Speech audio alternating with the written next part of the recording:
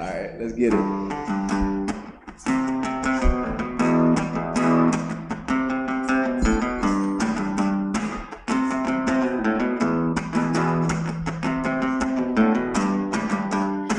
That's tempted to sell your soul. You cannot sell what you don't own. Can't put a price on the afterlife. Afterlife. Can't live there where you don't lay. After all the love we made, you can obey what children say. Run through my mind on every play. And we are thrilled to have Chris and Allison, as well as Hannah and Lily, and to discover what we can in these works and look for some generative new things we have not yet found. I was wondering if each of you wanted to take a moment to introduce yourself, maybe starting with Hannah and then going to Lily. Hi, I'm Hannah Chalew, and I'm an artist and an educator, and I live in New Orleans, and I grew up here, and I'm really excited to be showing in Baton Rouge with Lily at Yes We Cannibal. Hi, I'm Lily, and I'm not used to speaking into a microphone. And I'm also thrilled to be here and to be showing with Hannah. We're really happy to have this happening after a long time planning and a couple hiccups. So thank you so much for having us. I grew up outside of Providence, Rhode Island, just over the border in Massachusetts, and lived in Texas before moving here about 7 years ago. And I live and work in Baton Rouge and teach at Southeastern. Hi, I'm Chris Plain. I play with a local band named Xhriiis, like Liz said. So a little bit about myself. I'm born and raised here in Baton Rouge, Louisiana. Myself, I like to look at myself as a Louisiana enthusiast. I kind of traveled all around the state. Got to learn a little bit about the people, the culture, just from like a hands-on approach. And then also a lot of our music and things that we tackle, it's from a political and an environmental standpoint, you know? So I think that when I heard about, when Matt introduced me to Horizon FLUX, I was just interested and more so wanting to be a part of the discussion. This is my first time being a part of it, so I like being in an academic environment, you know, with great people. So this should be fun. I'm excited. And hi, I'm Allison Young. I currently am the assistant professor for contemporary art history at LSU.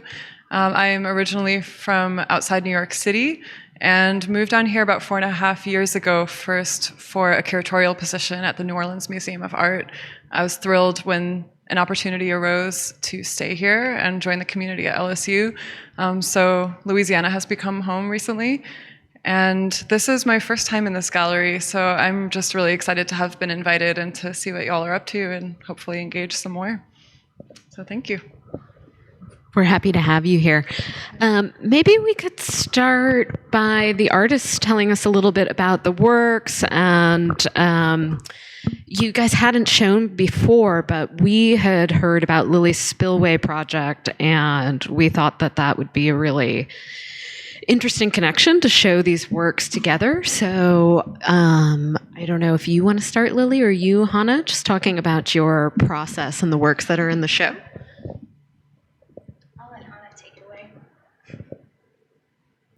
I can start, I guess. Yeah, I'm really excited to be showing with Lily because we've been in conversation, our work's been in conversation, and then we've always kind of like wanted to know what each other's up to. So this has been a cool excuse to do studio visits, and there are a lot of like cross-pollination between the works. My works really think about sort of all the human infrastructure in the Louisiana landscape, and specifically oil and gas infrastructure. What is going to happen to that once we've made this place uninhabitable, and then what kind of plants are going to flourish in that landscape that people perhaps are no longer living in. Like the sculptural pieces in particular I'm thinking about, are these kind of like future habitats? Are we like seeing something where humans are absent, or is this like how we're going to experience nature in the future, this sort of like hybridized industrial flora, and yeah, like wanting people to be sort of drawn in by the drawing and the plants, and then sort of slowly discover the bits of plastic and think about how, on a personal level, we're all sort of implicated in using plastics. You can't avoid it. And then thinking about all of the plastic production that happens in our state and all of the pollution and how that's related to all of the extraction, and sort of what collective change we need to push for on a local level and then on a global level, obviously. Thanks, Hannah.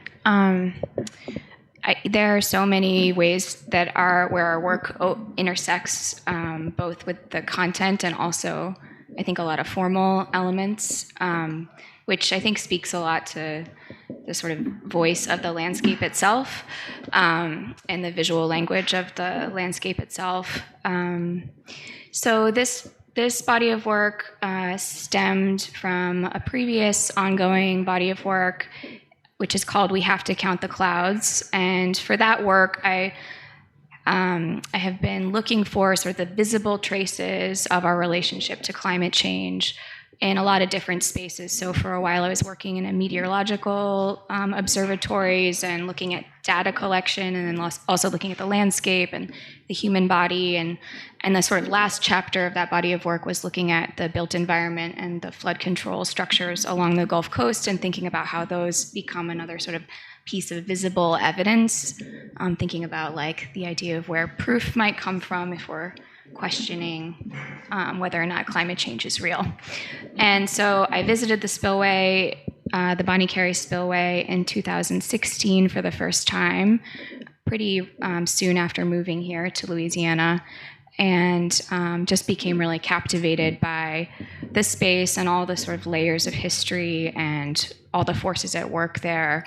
And since I've moved here, the spillway has been activated. So for those of you who don't know, and I don't want to go down a total rabbit hole here, but the spillway is one of a few outlet systems in the lower Mississippi. So it basically was constructed by the Army Corps of Engineers in order to slow down the flow of the river when it gets when it's too full, because if it's moving too fast, it will rip out the levee system and destroy the city of New Orleans, and probably more importantly to the powers that be, the oil and gas industry and all that infrastructure.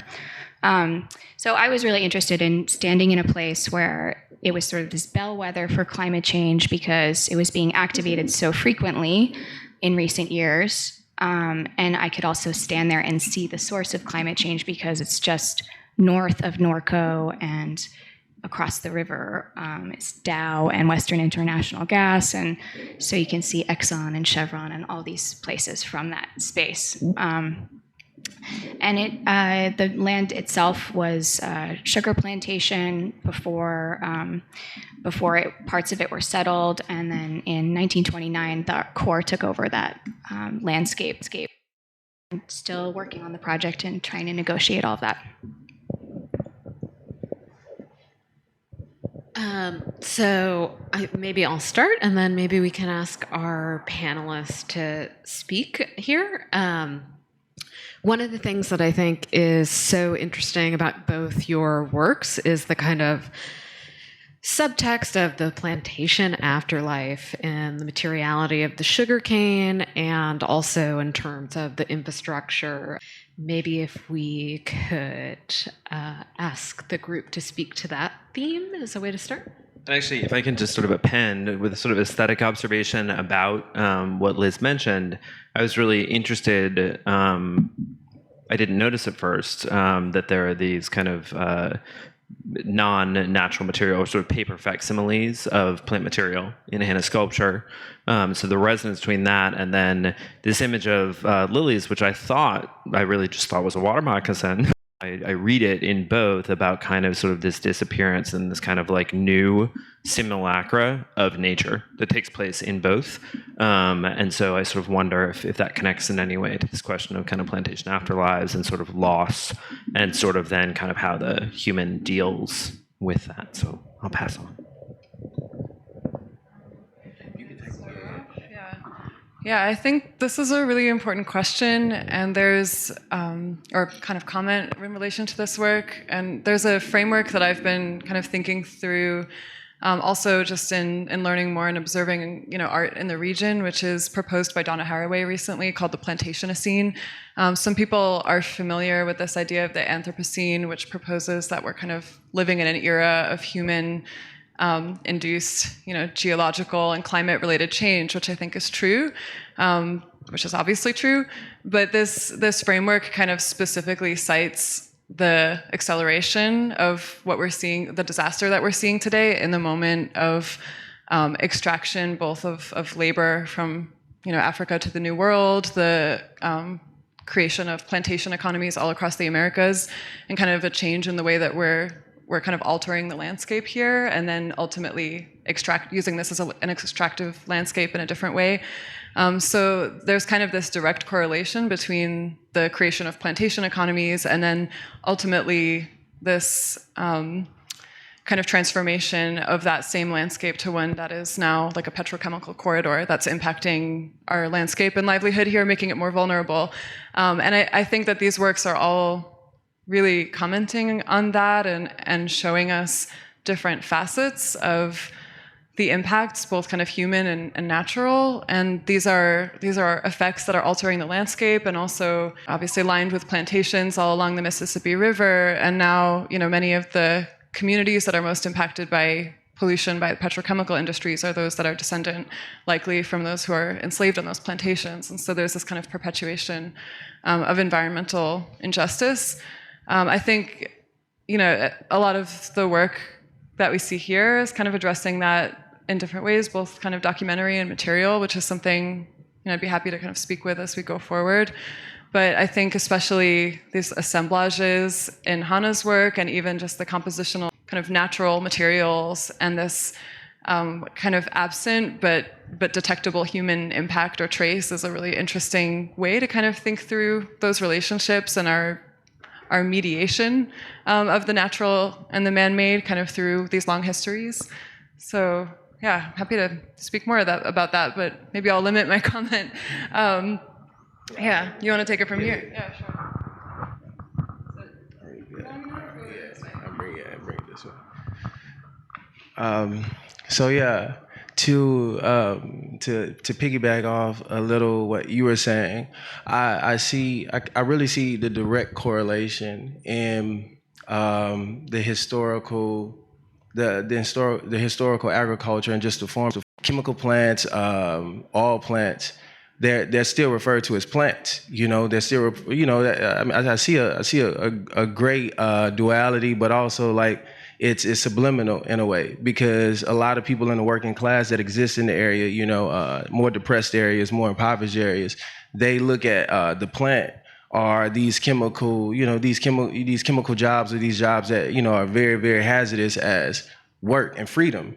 Ability to be able to take care of their family, be able to actually move out or just give some level of a platform to their children. So I think that you see it now as it was something that was like a captive. The sugar cane, the cotton.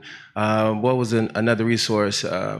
Corn, even. You go to more central Louisiana, is more of a corn crop area. I think that that's very important, as you can see, like how history is just moving in this revolving door, or it's moving like it's Christmas every day. You see those movies where you wake up and then finally you figure out like, what is it? And I think that conversations like this, or just this actual exhibit, is okay, what do we do about it? How do we start looking at the problem, and how do we start addressing it? Because when I look at the work, it looks like future. It looks like the future, but it also looks like now. I've seen this before. I've seen this piece, what this one is called directly in front of us. I think that's Yeah. But I've seen this piece actually before in very murky waters, in very muddy waters, and to know that, I think that this is an actuality. I don't think that it's just theory. I think that this is actually what we're going to become, because Do I feel like we'll not exist as humans? I think that we will, but I think that we'll learn to live around it. And I think that the effects of, chemical, also just the natural resources here will be something that's more evolved. That's a theory of mine, but that's also a true belief when I travel and I see how people live off the land. Like if you go somewhere to like Morgan City, they still farm, but it's more of like it's fishing. It's fishing, shrimp, catfish, and different things, and those people actually, they live off it, and it's not a industry that's smoke is coming to the sky, or you see that, but it's something that you can actually see that people look at these resources as freedom. And I think that these resources were more so, like we talk about capitalism, it was more so something to piggyback off of the lower class, to now where the lower class is using it as an economic resource to then build themselves up. Will we be here to see that transform into something that's better? I think that conversations like this, the waking up, like what can we do? Sorry about that. What can we do and stop Christmas from happening every day? I think that we need more of these discussions happening. But me myself being working class and my parents being working class, I actually can I have a like firsthand, secondhand experience with seeing how resources in your area can lead to your freedom, but also how it was once, something that, kept you captive and kept you mundane, So, yeah, that's what I wanted to add to it. Yeah. Thank you both so much for that perspective. I think a lot about the idea of erasure in the space. And so it's something that's happening like physically by the history of enslavement being replaced by industry. So I think it's really interesting to think about how those, as you're both pointing out, the one has replaced the other as sort of a structure for what purpose can be, and maybe what, I don't know, achievement can be or something.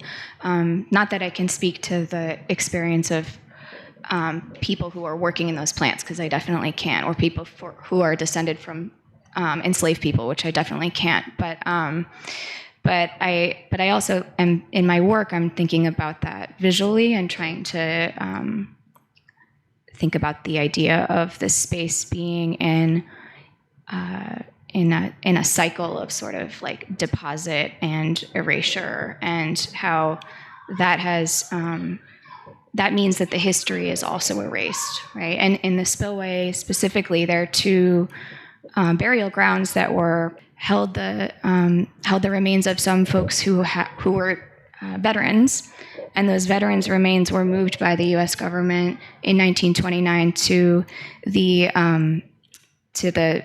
cemetery in Chalmette, the federal cemetery in Chalmette, and the remains of everybody else were left there. And so those two spaces are on the National Registry of Historic Places, but they are totally unmarked in the landscape.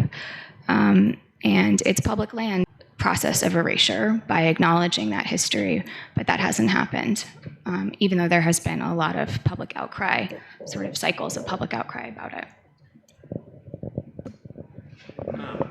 Just sort of a kind of synthetic follow-up question. I like Allison that you raised kind of the Anthropocene versus the Plantationocene and sort of the relative merits of thinking in either of these ways.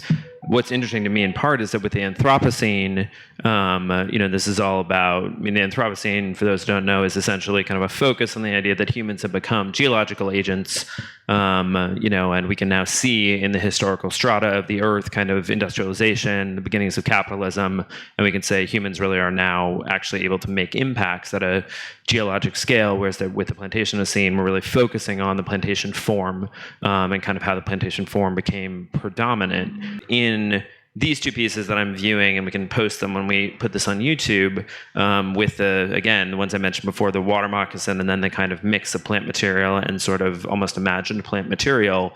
To me, I see these as kind of hallmarks of a moment, right? Sort of hallmarks of this moment in which we clearly are in some kind of transition we don't fully understand. We can kind of name it climate change, we can talk about the Anthropocene, but something's happening, right? There's some change in ecology. kind of being very present in the now with incredible urgency that comes through for me when I look at this. And I'm kind of curious, Lily, if you can speak to how the spillway video might relate to that, the figures in that video, and then this image here with the stick that I see as a snake. And I think there's, for me, meaning in that. I'm wondering if you could speak a little bit about this kind of question about sort of how time becomes active in these works in the gallery as well as in some larger material historical sense. So what's the role of time in the show itself, the experience of the show?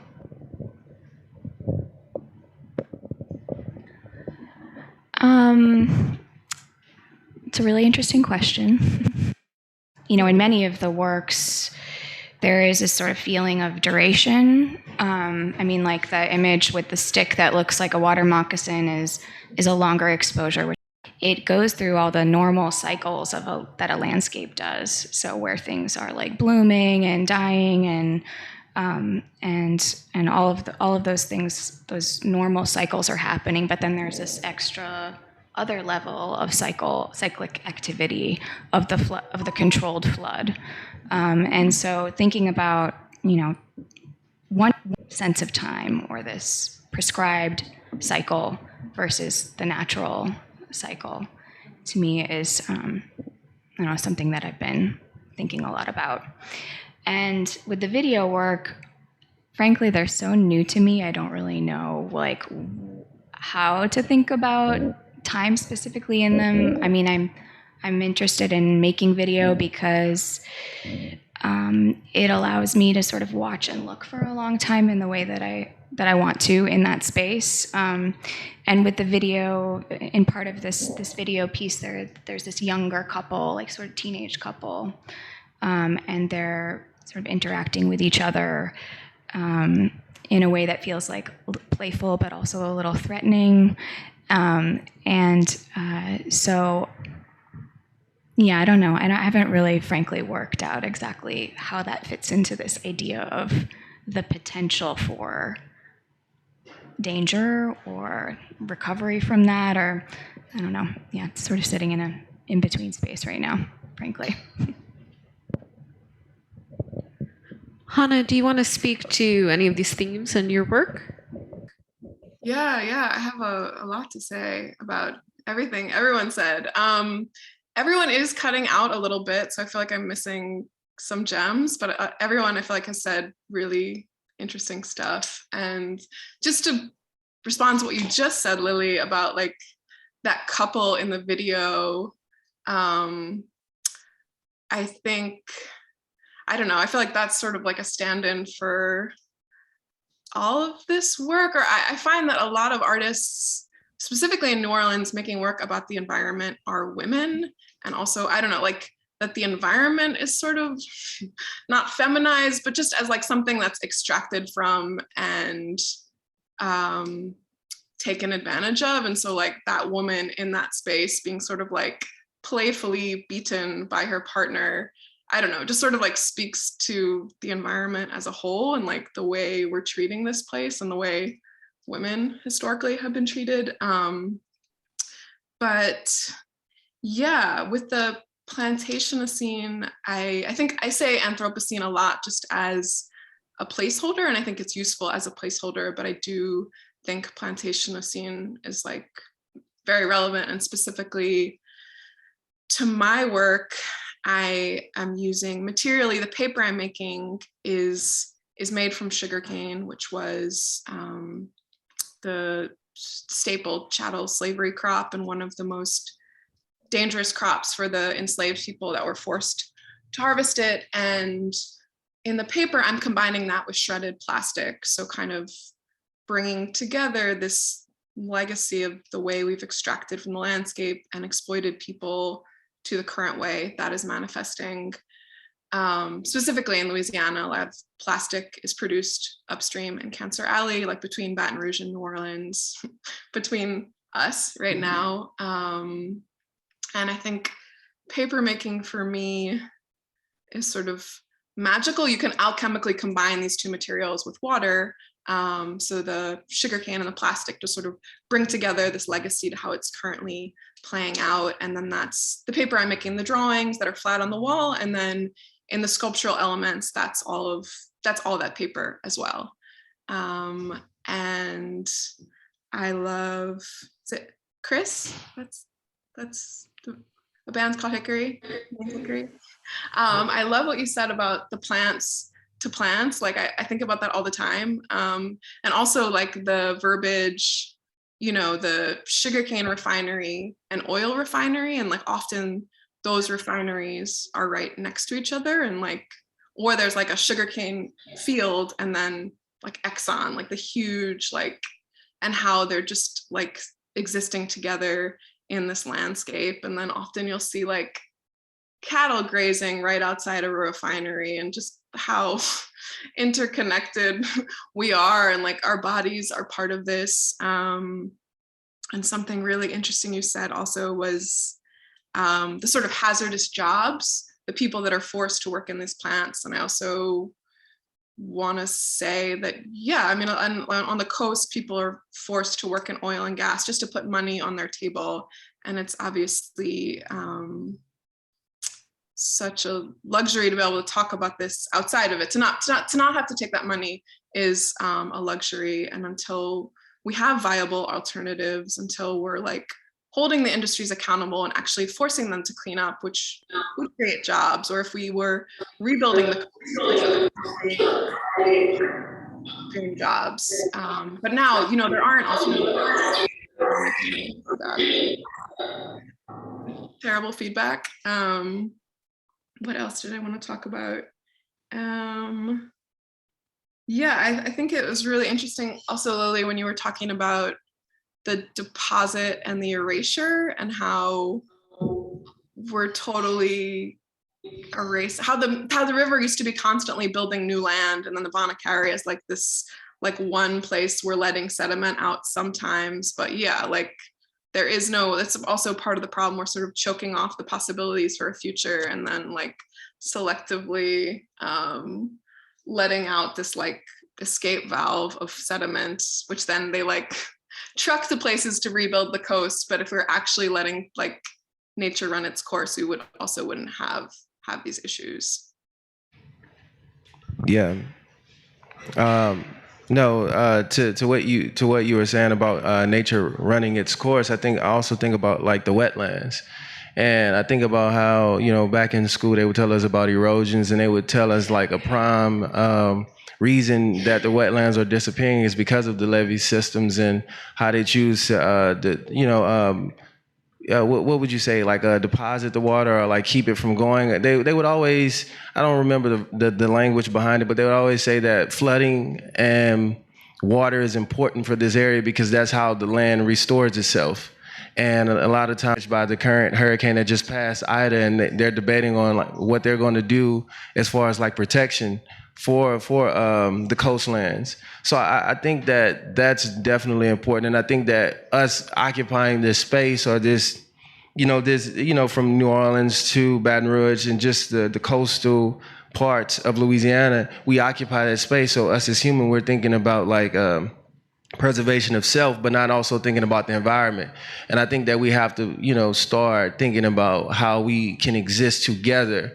Just like how you were saying, like you could see livestock, you could see, sugarcane or, cotton or corn or whatever. And then you see this this industrial chemical plant, like these things exist. Avoiding a romanticism of the current situation through its representation. And at the same time, I've heard you talk about a productive place that these works can inspire, right? So, how does fear play into that? Because I certainly hear it in the discourse, but when I look at these works, I see these beautiful objects. I mean, to what degree, if we castigate, if we castigate something as the form of the Anthropocene or the Capitalocene or the Plantationocene, how do we foreclose our own psychology, right? Right. Instead of sort of like getting foreclosing upon like operating in that field and making something beautiful, is there still a way in which beauty can ethically function, to better causes? I mean, I think that the question about beauty and treating a space that has so much violence and is so terrifying in so many ways, that question of negotiating those two things has always been a real struggle for me. And so I think about it. I think about it a lot. And I guess, a mentor of mine told me that she said, you have to make it beautiful so that people will look at it and then they will stay long enough to listen to what it is that you're saying. And so I think that that's part of it for me, and that's sort of how I negotiate that in my mind. But I also think that it's like any piece of representation. If it were writing, you would want to have beautiful sentence structure, right? And so the form is important as a vessel for communicating the content. And the other part is that I'm responding to the space in the way that I do to any landscape, which is that I think about the history of the place, and I also feel it on my skin when I'm there. And so it's about, it's also very much about me responding to the space. And I think an important thing for me to say about the way that I think about this is that I don't think of myself as making a document or something that is true and responsive and hopefully poetic, and therefore maybe asking more questions than it is prescribing an answer. That's what I hope. Hannah, what do you say about beauty in your work? I think beauty is really important in this work, especially, or I also just like to draw and make beautiful shapes, but I think to draw the viewer in and then kind of hold them there to get the slower burn, or especially with the materials I'm using, you can't really understand them until you get close. So maybe you're drawn in by the forms and the plants and the colors, and then you get closer and you see it's like a Xhriiis wrapper, and then a plant is growing through it. And in the drawings, where when you get closer, then you can pick out the specks of plastic or foam or these things that we all use, and they're kind of gross. So the drawing, as you get closer, the image breaks down, and then you can kind of see the grossness of the materials, and think about your relationship to the materials and to the place. And then with the sculptures, you're also having a bodily relationship to them and kind of having to navigate around them when they're poking out, and then smells of the soil and the plants. So yeah, wanting that to bring you to think of an experience of nature, but then what you're seeing is incongruous. So you're kind of having to make sense of that. And there is sugarcane, the plant itself, in the sculpture that you guys are facing. It's maybe hard to pick out. And then the plants I've made that are kind of sticking out, that was my attempt to make sugarcane out of my plasticane paper. So someone was talking about the simulacra of and then what Chris was saying with the plants, and I don't know, kind of moving back and forth between that and to what is nature. And nature, our experience of the environment today is already so mediated and different, and then imagining what it'll be in the future, and our imprint, fossils will be in, plastic will be in our fossil records. Already thinking about the future, how our time will exist in the future, and that plastic, even if we're gone, plastic is going to be here and will be a marker of our existence. Yeah, there's a really interesting kind of cluster of themes that are coming out in this discussion, which both connect and depart from one another, having to do with time and evidence. In many ways, the materials and mediums that you're working with have a really interesting stake in those conversations in terms of questions about like what we will leave behind or what will remain, you know, of the place or of the land itself or of our place here. With Hannah's work, like just kind of reusing materials that are both natural and also man-made that might not break down naturally. I find it like a really interesting proposition to take something that has such a literal and symbolic relationship to the past of this landscape, and then to propose that these, you know, assemblages might represent what remains here in the future, whether that's as a matter of survival or as a matter of just like ruin. And with photography, the discourses around this medium are so complex. You know, this idea that what we're seeing is automatically, you know, considered often to be a form of evidence or truth making, which obviously so many practitioners like work against or try to resist. And on one hand, there might be like a difference between what a photograph can show us and what these materials can show us, but at the risk of using like a heady word, like photography is also indexical in the sense that it kind of bears an imprint of the place, you know, so to kind of just unpack and define that, like rather than just representing the thing that it represents pictorially, it also is created from, you know, the light conditions and the ambiance and the environment. In order to make a photograph, you obviously need to be in the place where you took it. So I find these issues of like time and evidence and the memory of the place really different in each of these bodies of work. I'm not sure if I'm kind of just, you know, commenting at large, but maybe there's a question there in relation to how these objects maybe like mediate between the past and the future, and what aspects of them might resonate in different ways.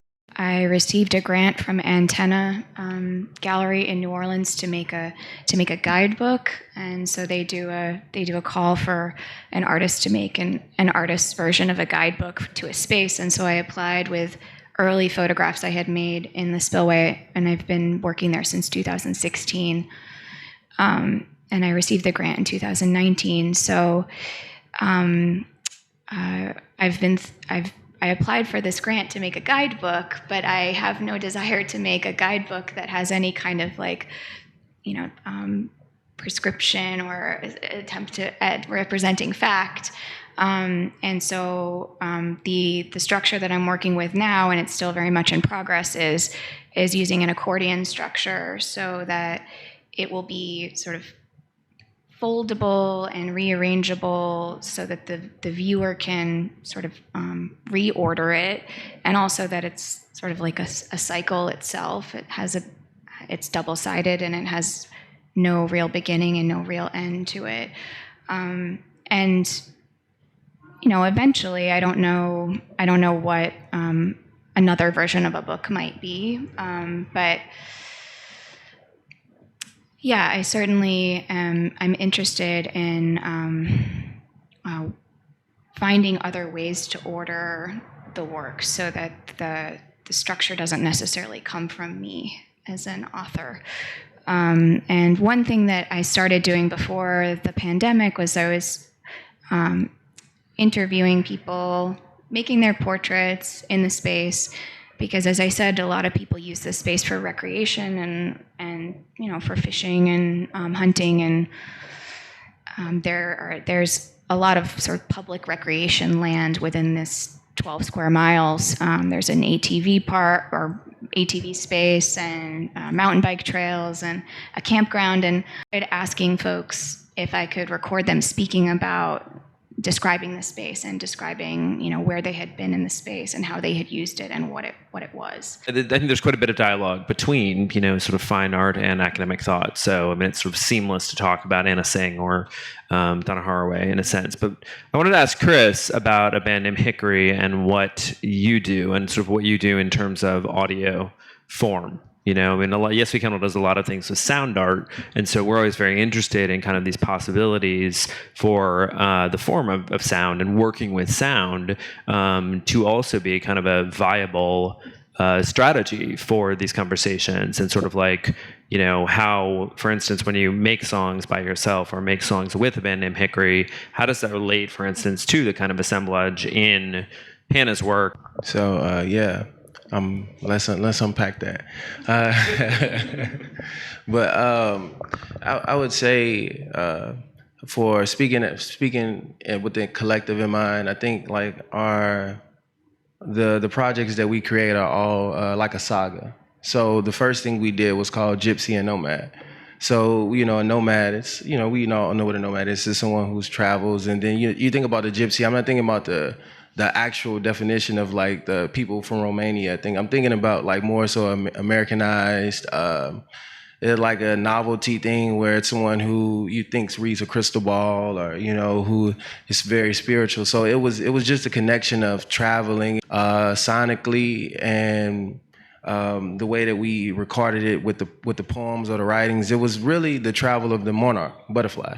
So when you listen to it, you begin to, you see the birth, and then you also see the end, and you see the ups and downs and the trials, and it's just layered and textured in that way. So I would be inspired by that. That migration is studied by a lot of people, and I think that is also beautiful. Like the works here, like these works, if I didn't know the political message, I was just, when we were in this space actually jamming out, it just felt good to be here aesthetically. Like that beauty, those beautiful lines or that beautiful melody or that beautiful sound is always good. And I think a lot of the songs that we like are very, just as people, may be affirmational, they may be uplifting, but we sometimes don't tap into it until we actually are, when it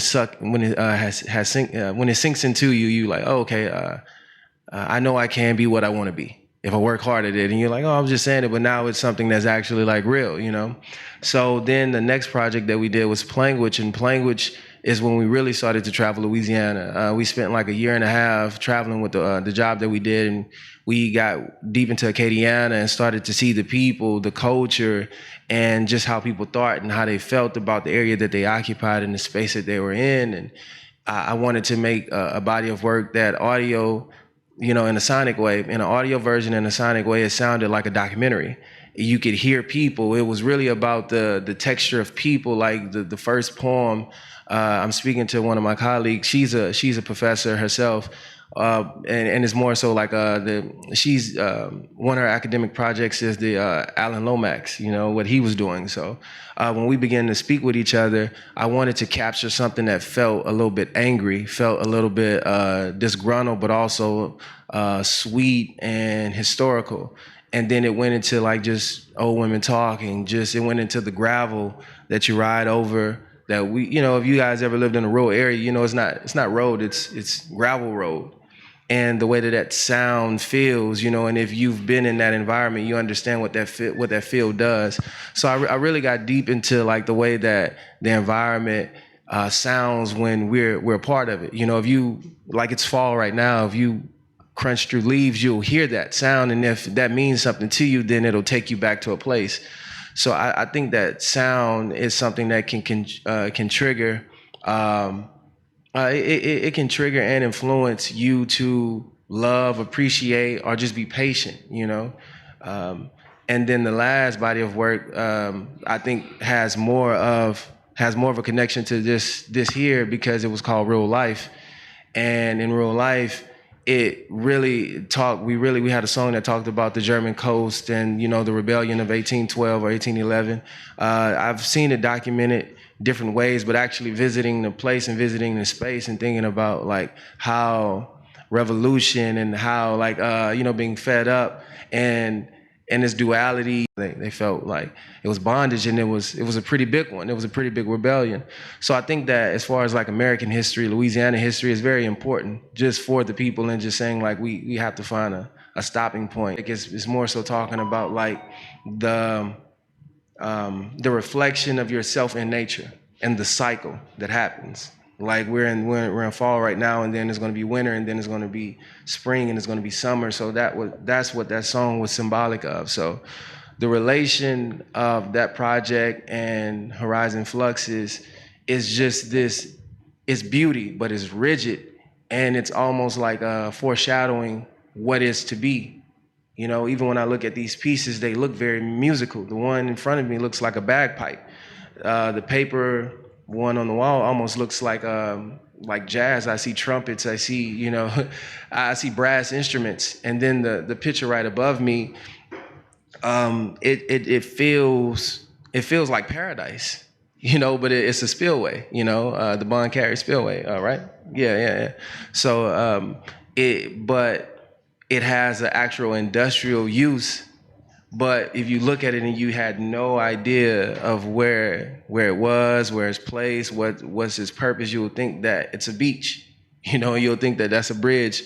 So I think that the way that you can kind of hide things in plain sight, and I think that that's how this issue at hand with this exhibit reflects. It's more oral, but it's more of a feeling too, though. You know, it's an oral thing and it's a feeling thing, and I think that you begin to learn and you begin to have a conversation, and I think that that's what art is about. You know, feeling and then wanting to communicate that feeling. So with the artists, you know, with you guys, I wanted to know this is just a question, you know, I hope I answered the question. I wanted to know, like, was it intentional to make the pieces look musical, or was that something subliminal, because Louisiana has a very, very deep musical culture, you know? I thank you for all that. I love hearing that sculpture looks like bagpipes to you.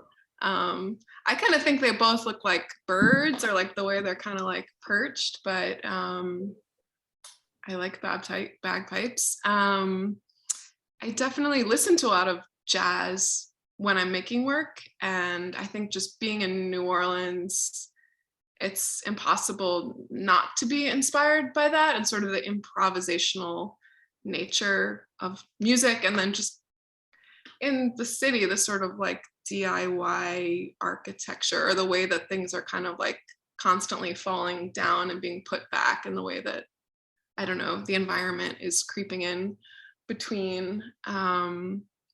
So yeah, I'm definitely inspired by jazz music, and just also sort of that like culture of improvisation and like just kind of using what's around.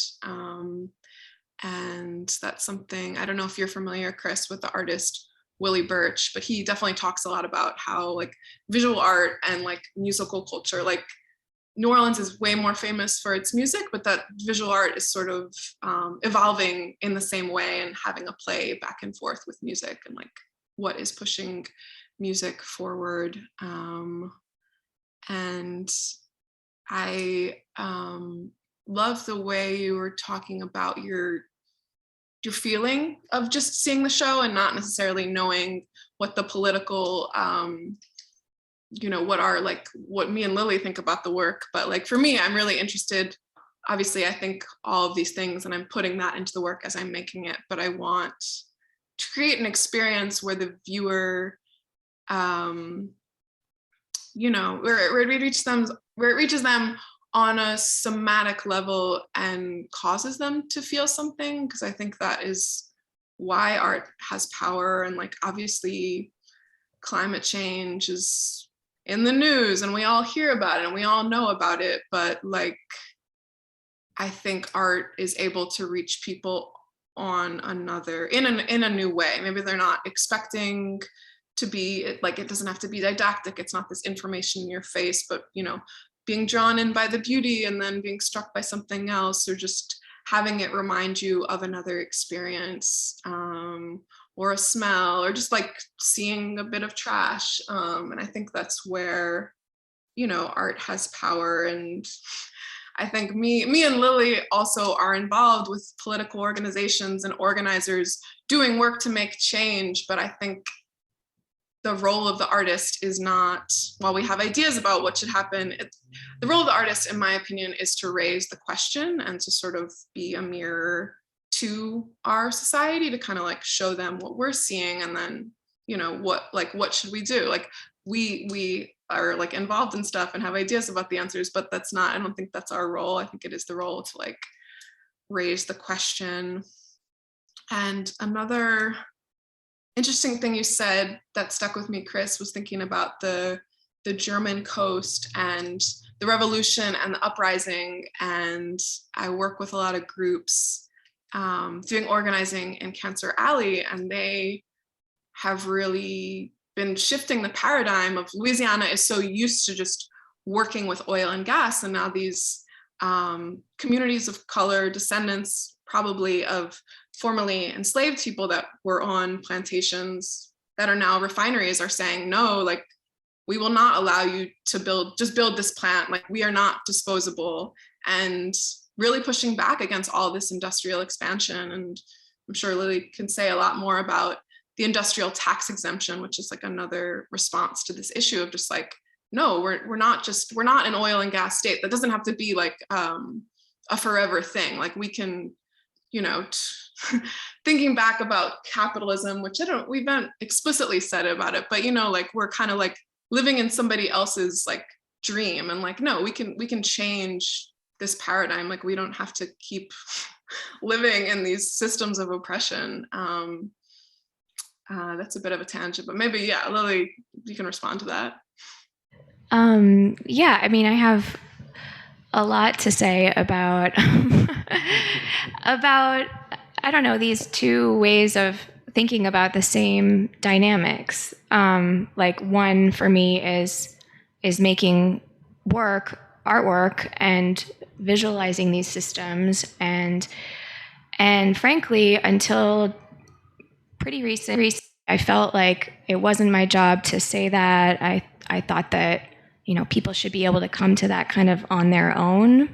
And I don't know, I think I had some imposter syndrome, and I also wasn't really taking responsibility for the privilege that I have, which is to be an artist and make work. And then the other part of my relationship to thinking about these systems now is working with the organizing group Together Baton Rouge, for which I'm also involved in a large-scale photography project right now, an oral history project, which is really exciting and is opening next week here in Baton Rouge.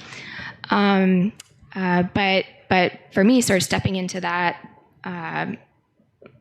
system of organizing, community organizing that has been in existence for a long time, the organization itself for 10 years, but for many, many years, organizing here in Together Baton Rouge has been, I mean, in Baton Rouge, it's as a city, has been really strong and really effective.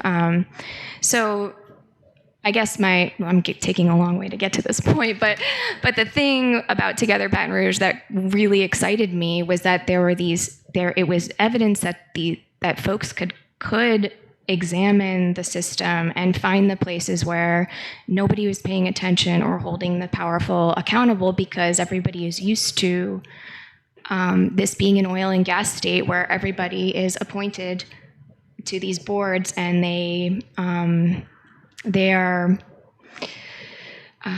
used to letting things stay as with the status quo. And so when the message is delivered effectively to folks who are affected by these issues, and the tools are there for everybody to use, change is really possible. And to me, I think, you know, I want people to have an emotional response to my work for sure. And I think that comes from all the senses, thinking about sound and thinking about, you know, language and smell and space and texture and all of those things. And that emotional experience can also like find its way to anger or rage, you know, from the beautiful response, hopefully, to anger or rage that helps us to take more responsibility for our role in democracy. Yeah, I'll just make what I hope is a quick comment on this topic of you know, both of your artistic practices also being intertwined with your activism. And I think sometimes folks express skepticism about like what art can do, or what is the role of art with political activism, and can it actually make change? And one thing I like to kind of remember is that art has always been a medium through which social and historical conditions are created and produced, even on the other side of that spectrum. And especially in the history of landscape representation, in European art, not to go too far into like an art historical digression, but this genre emerges in painting around the same time that modern conceptions of territory and property emerge. The way that we represent landscapes, whether at home or abroad, colonial, agricultural, have always been really wrapped up in power dynamics. So I think it's really interesting, especially when artists like both of yourselves are kind of working to make images that not only represent landscapes in a spirit of kind of subversion of those politics and the way that, art has been used as a kind of propaganda in many ways for the status quo in the past, but also even in your form, that you're making landscapes that resist what it means to represent a landscape. Like looking around the room, we don't see any really typical like scenic views in which the viewer has, the ability to feel control over a long vista. Like these are ways that artists in the past have felt like we could empower somebody to feel control over a landscape. And both of you are kind of resisting that by putting us in really close proximity to materials and spaces and like detritus and corners and floors. So I think, on one hand, that you're both involved in grassroots movements is significant, and it does kind of put some power behind your practices, but there also is just that power in like how we represent the world around us. The visual is very much a political force. So just wanted to kind of add that comment as well. If I can actually just quickly just jump in and thank you so much for that. It just sort of made me, I very much agree that, landscape painting, and its sort of role in sort of Renaissance land painting, the way it allowed us to see and create property is so fundamental to the origin of capitalism, right? And so you could make a strong argument, I suppose, that really that is the origin of capitalism, is the ability to visualize the world in this particular way. And so kind of based on Allison's comment, when I look at your work, I suddenly think, or I actually think about Chris's music as well. I mean, it's all explorations of other ways to think about the question of property, and sort of, do we need property? What is property? And in that regard alone, if we say the origin of capitalism is formal in some regard, has something to do with representation of the world, there's a way that in which all of these works are, in parallel to our activism, simply political in their own right, because they all are kind of explorations of other possibilities of what property could be. Could it be abolished? How else could it be thought? Someone came to see the show and they ran into two little girls from our neighborhood who hang out at Cannibal a lot. And apparently the two little girls told this person who visited, "Oh yeah, we made that stuff out of trash."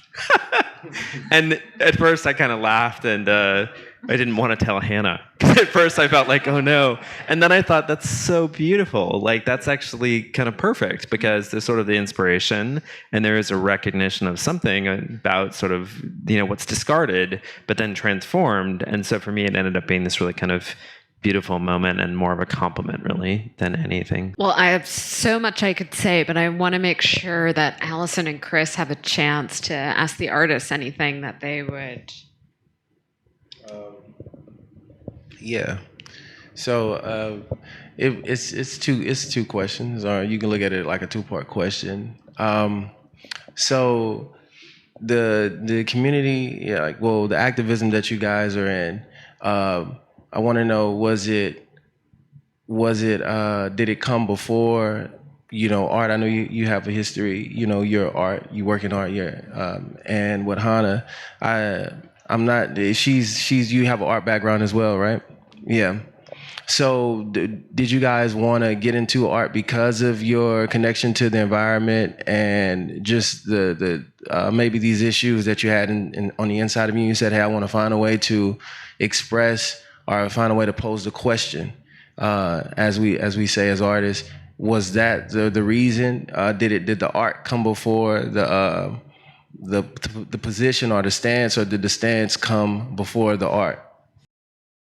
I think similarly to Lily, or what I think you said, was I was an artist long before, I felt like I could be political, even though now I feel like all art is political in some way. But really how I got into making this work and working with communities on the front lines of this pollution and petrochemical expansion was, I grew up in Louisiana, but I moved back here in 2017, and trying to understand for myself, like similarly, Chris, I grew up in high school learning about, how many football fields of the wetlands were disappearing. And like, I was always hearing all that, but I was in high school. It didn't, I don't know, it just felt very abstract. And I think I just, for whatever reason, it wasn't impacting me. But then moving home and dragging my partner back here with me and deciding to really put down roots and want to raise a family here, I was like, well, how did we get to this place where, we're in a city below sea level in New Orleans in a time of global warming, and like, why is this coast so imperiled? So learning about the oil and gas industry, which like living in New Orleans, living anywhere in Louisiana, you're just constantly seeing like Shell powering our culture, or like they're just, all these like companies make themselves seem like they're these awesome corporate citizens just making Louisiana great. And like, I don't know, it's like a very new, like it's only been like 80 years since we like allowed these crazy industrial like structures to like be in the swamp. And then also learning about how this ties in with the legacy of enslavement and colonization, and how it's really, capitalism and white supremacy has been just this through line from enslavement to this time. And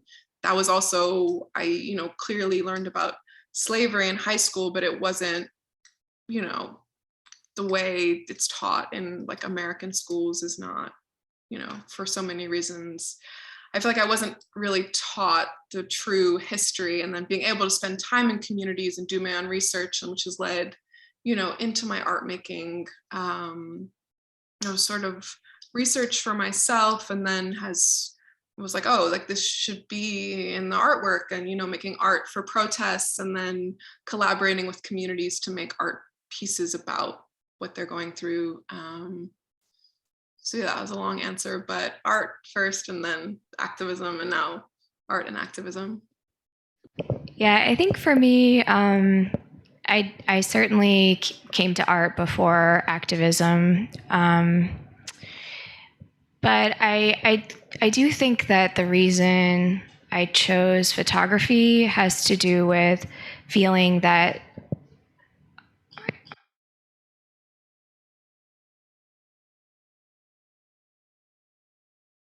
have a voice, and sort of that it could be a vessel to go elsewhere and see other things and collect information.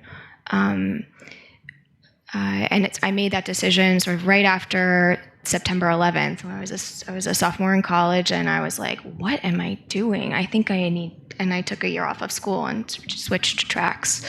Not that led to some sort of immediate political awakening. It certainly didn't, but it took a long time. And I think it really took until, even though the work I was making in graduate school when I was living in Texas and afterwards had to do with climate change, it was in a much more obtuse, sort of polite way, indirect way.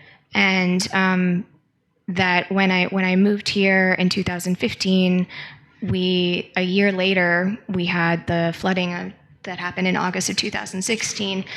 And as I mentioned, I teach at Southeastern, and many of my students, because Southeastern is east of here, were really affected by the flooding. And I just remember thinking, man, you thought you knew what you were talking about, but you have no idea. You had no idea what you're talking about. And it made me feel a real different sense of conviction about figuring out how to make my work have a more directed purpose, as far as thinking specifically about the conditions that led to that happening here to these people. I talk about it. I tend to talk about it with other friends that are artists. But do you believe that artists cannot be political?